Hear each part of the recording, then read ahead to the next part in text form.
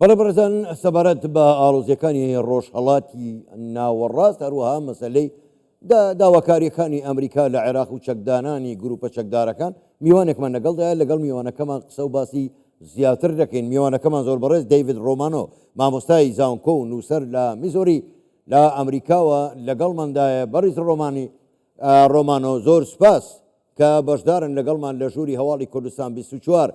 بۆ خۆتان ئاگادارن ئێستا سەرۆک ترامپ لەگەڵ ناتانیاهۆ سەرۆکوەزیرانی ئیسرائیل لە کۆبوونەوەدان. دەمەوێت بزانم خوێندنەوەی ئێوە لەم کاتەدا بۆ ڕۆژهەڵاتی ناوەڕاست و ئەو دیدارەی ئەو دوانە خوێندنەوەتان چییە؟ پێم وابێ سەردانەکەی نەتەنیاهۆ بۆ واشنگتن دەیەوێت چوار بابەت یەکلا بکاتەوە. یەکەمیان بە دڵنیاییەوە شەڕی غەزەیە، دووەمیان باجە گومرگیەکان کە ئەمریکا سەپاندوێتی بەسەر ئیسرائیلە لە ناو وڵاتانی دیکە، سێیەمیان ئێران و پرۆگرامی ئەتۆمی ئەو وڵاتەیە کە ئەکرێ کردەوەیەکی بەرامبەر ئەنجام بدەن. چوارەم دانیان چوارەم بابەت کە نەتەنیاهۆ لەگەڵ ترامپ باسیەکە بریتە لە دادگای تاوانی نێودەوڵەتی و دەبێت چۆن مامەڵەی لەگەڵدا بکەن و هەندێک بابەتی دیکەشن. زۆر باشە. بەڕێز ڕۆمانۆ با بینە سەر بابەتی عێراق. ئێوە ئاگادارن کە ئەمریکا کۆمەڵێک داواکاری لە عێراقەیە، لە ناویانە چەکدانانی میلیشیا چەکدارەکان. ئێستا هەواڵەکان دەڵێن ڕازی بوون چەک دابنێن، بەڵام پرسیار ئەوەیە ئایا ئەو میلیشایانە بە تاکتیک چەک دادەنێن بۆ ئەوەی خۆیان لە هێرشی ئەمریکا بپارێزن یاخود بەڕاستی چەک دادەنێن؟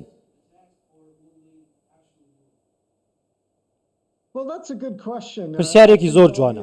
من پێم وایە ئەوان ئایانەوێ چەک دانێن تەنها بەڵێ نەدەن، واتە بە شێوەیەکی تاکتیکی نەک استراتیژی، واتە ئەوەستێتە سەرەوەی کە تا چەند ڕاز دەکەن و دەوەستێتە سەرەوەی کە تا چەند هەڕەشەکەی ئەمریکا جددیە لە سەریان ئەگەر بێت و بە شوێکی تاکتیکی یاخود بێت چاوبەسی ئەمریکا بکە. ئەمە گرنگە. بۆیە ئەمریکا من پێم وایە و سەرۆکی ئەمریکا و سەرۆکوەزیرانی ئیسرائیلیش باسی ئەم بابەتەیەکەن کە ئەگەر بابەتی کردەی سەربازی دژی ئێران هاتە سەر مێز، ئەو کاتە ئێران بە دڵنیاییەوە دەبێ کاردانەوەی ئێرانیش چاوەڕێ بکرێ بزانین چییە کات، چونکە لە هێرش بکاتە سەر بنکەی دیێگۆ گارسیا و ناوچەکانی دیکای ئەمریکا. زۆر باشە. بەڕێز ڕۆمانۆ، ینی ئەمە پرسیارێکی کە دێتە پێشەوە دڵ ئایا ئەمریکا بە تەنها بە چەکدانانی میلیشیا عێراقیەکان ڕازی دەبێت یاخود دوجار یاسای ڕزگارکردنی عێراق لە دەست ئێران دا جێبەجێ دەکات بەسەر عێراقدا؟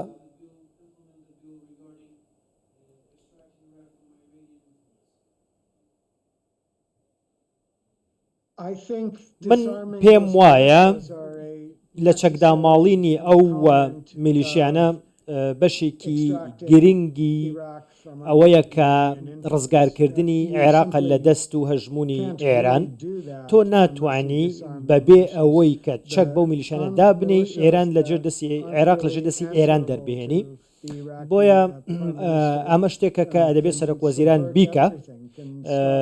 ئەکرێ ئەگەر ئەمە نەکا ئەکرێ بابەتی ئابووری و پرۆژە ئابوووریەکانی و کۆمپانیەکان و زۆر شتی دیکەی لەیەکەوێتەوە گەر ئەمە نەکا.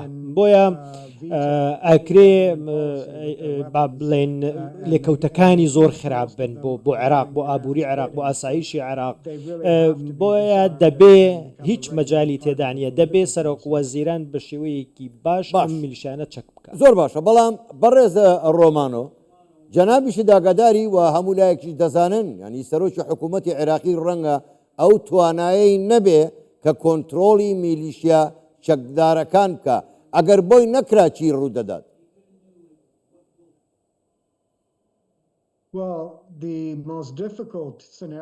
سیناریۆی زۆر زەحمەت و سەخت بۆ عێراق ئەوەیە ئەوەی کە بینیمان لە حزب الله چی لێ هات لە لوبناان ئەمریکا ئەتوانێ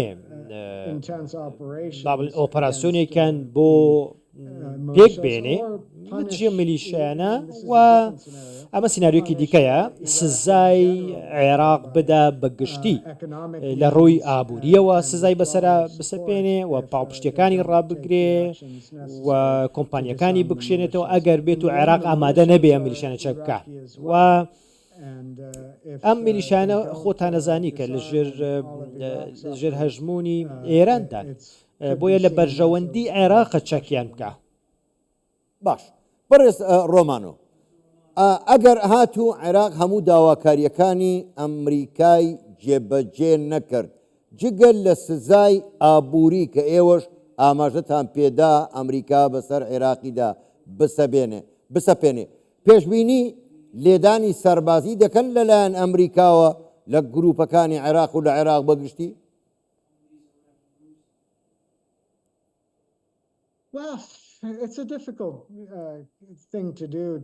ئەمە شتێکی زەحمەتە کە پێشبینی بکەی لەم ئیدارەیە لاوازی و بەشی لاواز و با بڵێن هێزی ترامپ هەندێک جار پێشبێنی ناکرێت هەندێک جار دەستی ناخوێنرێتەوە دەبێ ئەم پرۆسەیە ئەوەی کە من لێ خوێنمەوە ترامپ و ئیدارەکەی دەیانەوێ کە بەردەوام گوشار بکەنە سەر بەغدا بۆ لە ڕێگەی دانووسانەوە قەنەعەت بە بەغدا بکەن بەوەی کە ئەم میلیشانە چەککە نەوەکو بەکردەی سەربازی و بە هەڕەشە لەگەڵ ئەوەشە ئەتوانم ئەوەش بڵێم کە چەکداماڵینی ئەم میلیشایانە لە چەکداماڵینیان لە بەرژەوەندی عێراقە بەگشتی ئەمە زۆر گرنگە نەک تەنها شیعە و سوننە و کورد بەڵکو و بەگشتی بۆی کە ببێتە وڵاتێکی باش دامەزراوەیی ئابوووریەکی بەهێز بتوانێت کاری خۆی بکە دەبێ ئەم میلیشیانە نەمێنن و لە چەک داماڵێن چەک بکرێن و هێزێکی یاسایی هەبێ لە ژێر چەتری وەزارەتی بەرگری عێراقدا بێ کا سەرۆک وەزیران بتوانێت فەرمانی پێ بکە و ڕنگدانەوەی خواست و داواکاری سوودانی و خەڵکی عێراق بێ و وەکەوەی کە لە پێشمەرگە لە هەرێمی کوردستان هەیە کە بە هەمان شێوە یەکگرتنەوەی پێشمەرگەشە مەش بۆ پێشمەرگە ڕاستە کە ئەکرێ پێشمەرگە پارتی و یەکێتی پێک بێن لەگەڵەوەی کە بچێتە ژێر یەک چەتر و بۆ عێراقیش بە هەمان شێوە یەک هێزە بێ. بەڵێ زۆر باشە زۆر بەڕێز دەیڤید ڕۆمانۆ مامۆستای زانکۆ و نووسەر لە میزۆری لە ئەمریکا و لەگەڵمان بووی گەلێک سوپاس بۆ بەشداریکردنتان لەگەڵمان کاتێک